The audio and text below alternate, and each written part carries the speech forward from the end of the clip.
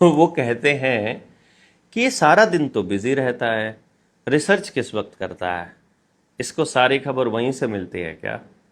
कहाँ से? वो सोचते हैं कि एवरीथिंग इज प्लान्ड, कहने वाला उसको सब मालूम पड़ता है वहाँ से।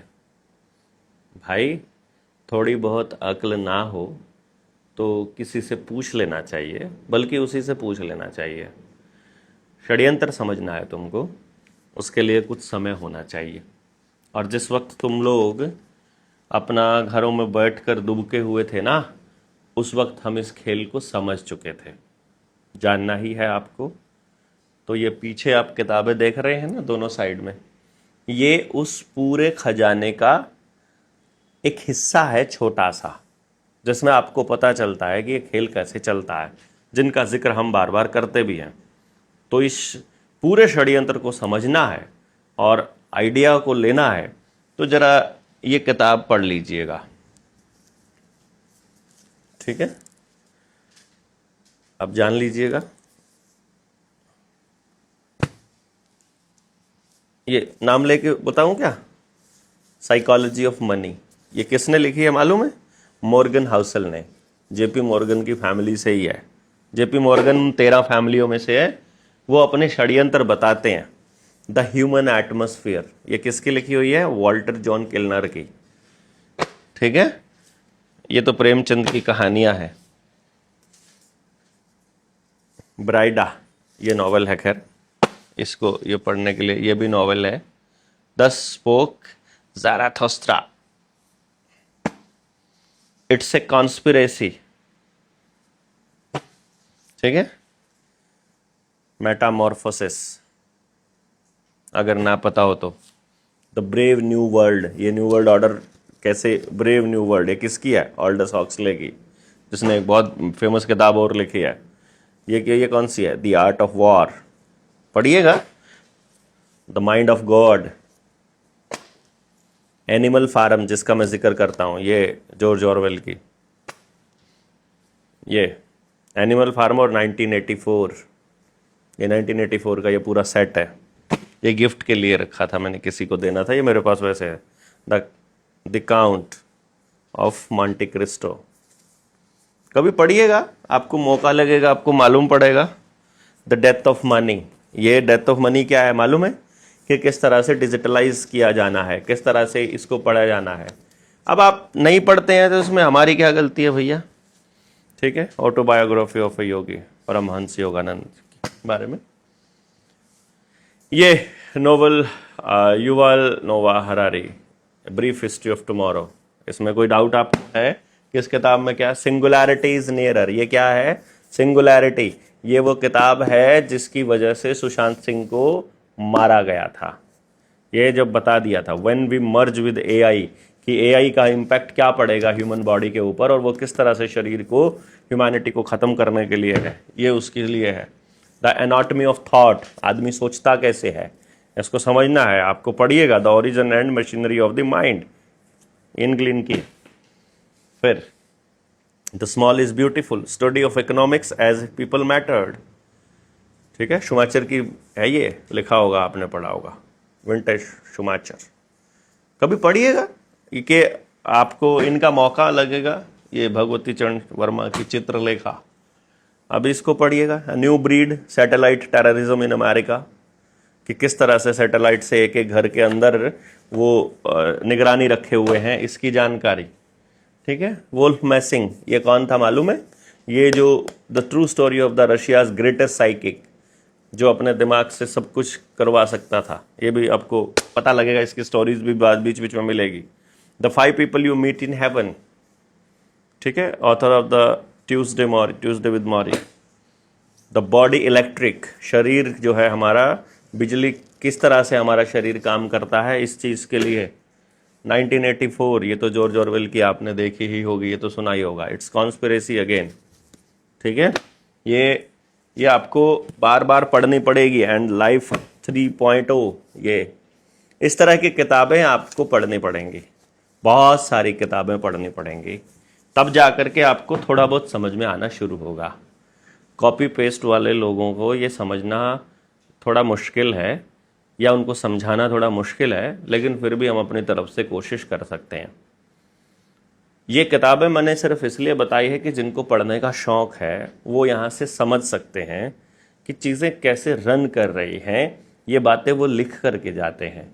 हमारे बुज़ुर्गों ने अंग्रेज़ी मीडियम स्कूल इसलिए नहीं बनाए थे कि वो आप अंग्रेज़ी मीडियम के पीछे भागकर उनको कॉपी करने लग जाओ। उनका असली मकसद था कि जो ये कॉन्स्पिरेसी है उसको ये बता रहे हैं कि भाई हम लोग ये करेंगे। ये 1984 में जॉर्ज ऑरवेल कह रहा है इस किताब के अंदर। इस किताब का जो पहली बार पब्लिकेशन हुआ है वो 1948 में। वो आदमी मर चुका है, 1949 में ये मर चुका है राइटर, यानी अपना संविधान लागू होने से पहले। और उस वक्त जॉर्ज ऑरवेल कह रहा है कि लोग स्क्रीन से नजरें नहीं हटा रहे हैं, लोग अपनी स्क्रीन पर नजरें गड़ाए हुए हैं। आप बताइए कि उसके फिक्शन में ये सारी की सारी चीजें कहां से आई हैं। आपको ये जानना पड़ेगा भाई। 1903 में पैदा हुआ बंदा, and the dystopian novel. Orwell wrote literary criticism, poetry, fiction, and polemical journalism. He is best known for the allegorical novella Animal Farm 1945 and the dystopian novel 1949. His non-fiction works including The Road to Vegan Pair. ये तो अलग है। हमें पढ़ने की आदत नहीं है और हमारे बच्चों को पढ़ने की आदत ना पड़ जाए, इसलिए आपकी लाइब्रेरी में जो किताबें हैं वो सिर्फ सिलेबस और कंपटीशन से जुड़ी हुई हैं। ज़िंदगी से जुड़ी, विचारों को ताकत देने वाली और उस बच्चे को सोचने की, क्रिटिसिज्म की या क्रिटिकल थिंकिंग की मतलब एबिलिटी देने वाली कोई किताब नहीं है। ये दुर्भाग्य है हमारा।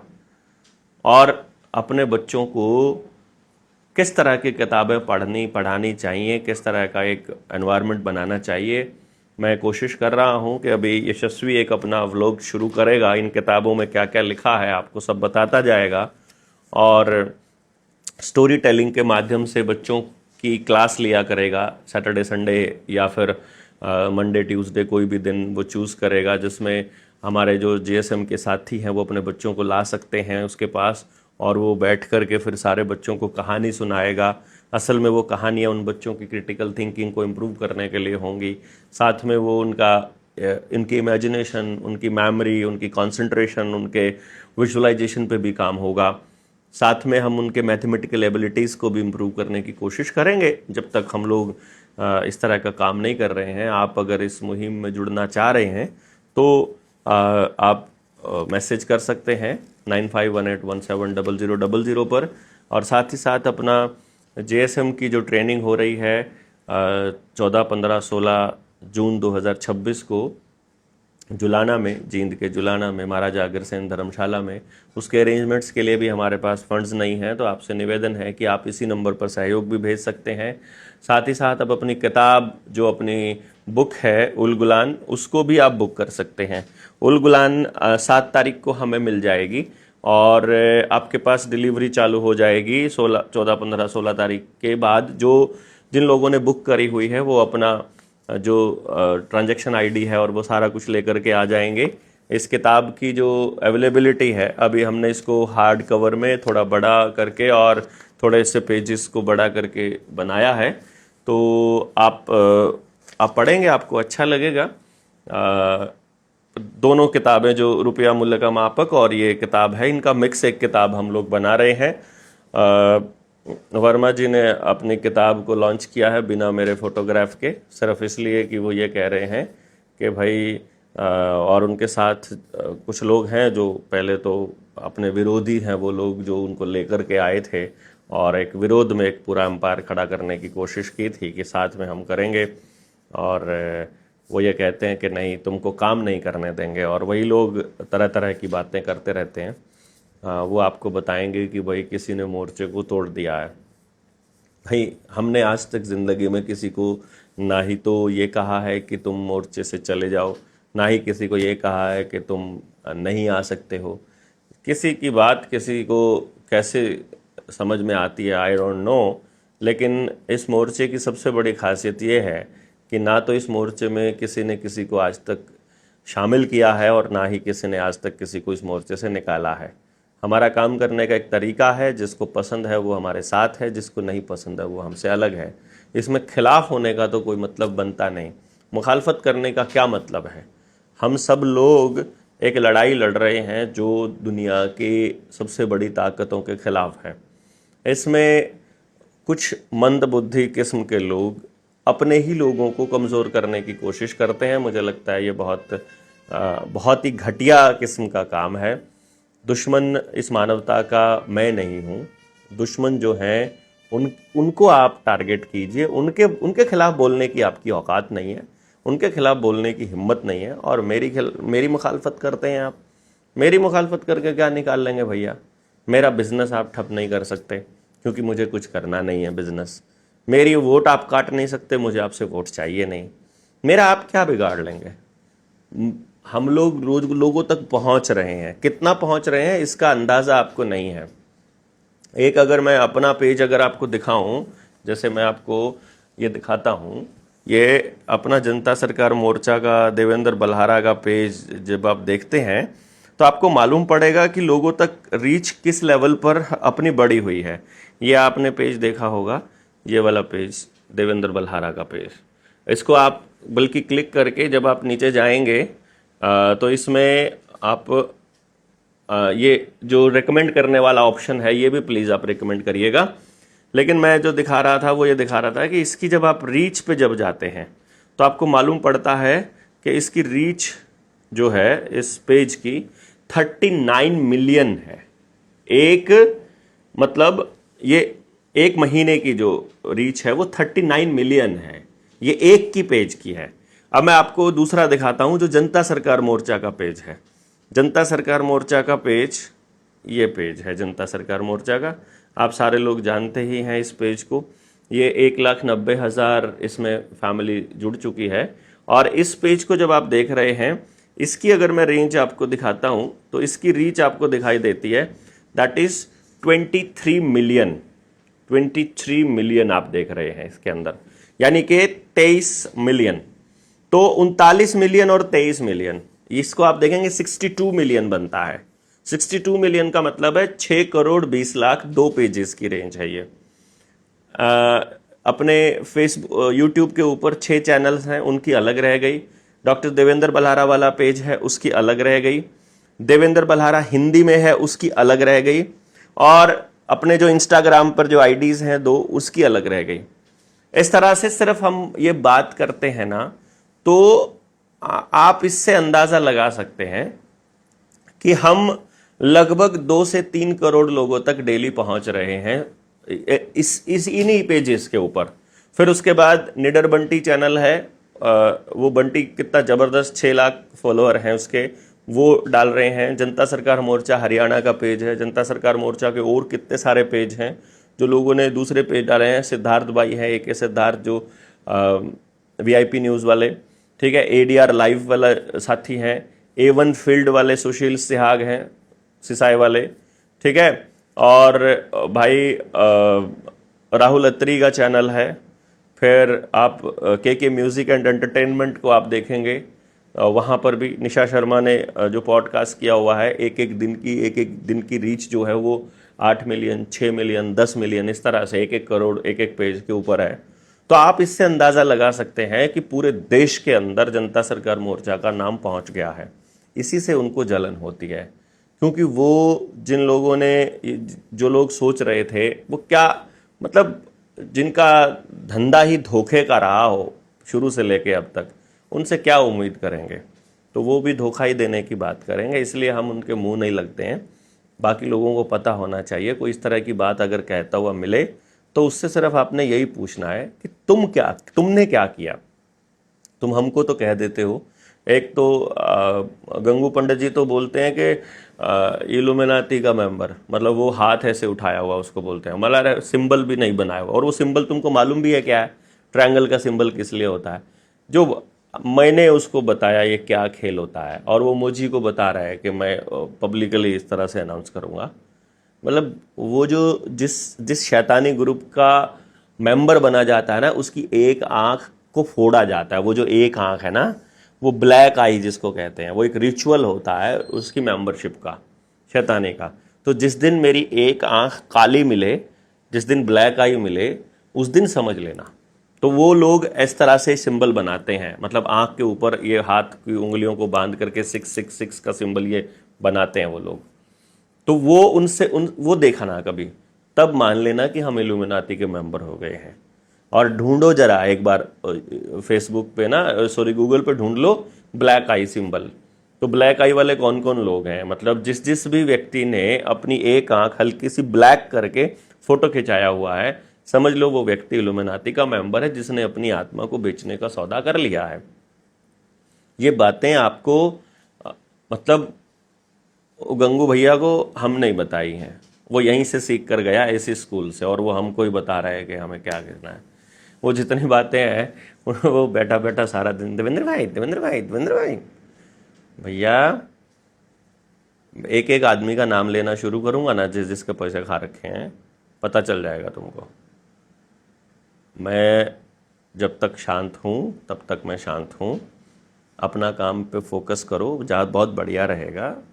हम यहाँ दुश्मनी निकालने, दुश्मनी करने नहीं आए हैं एक दूसरे से, इसलिए हम किसी के खिलाफ नहीं बोलते हैं।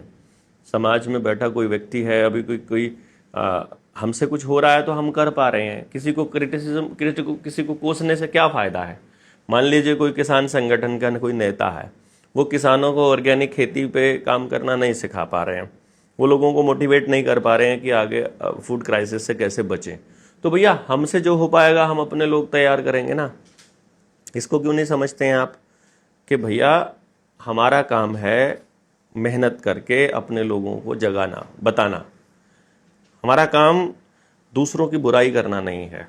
लोग जब जाग जाएंगे परिवर्तन अपने आप कर लेंगे। उनको अपने बच्चों की ज़्यादा फिक्र जब पता चलेगी कि भैया तुम्हें फिक्र है तो तुम ही करोगे, कोई सरकार आने वाली नहीं है।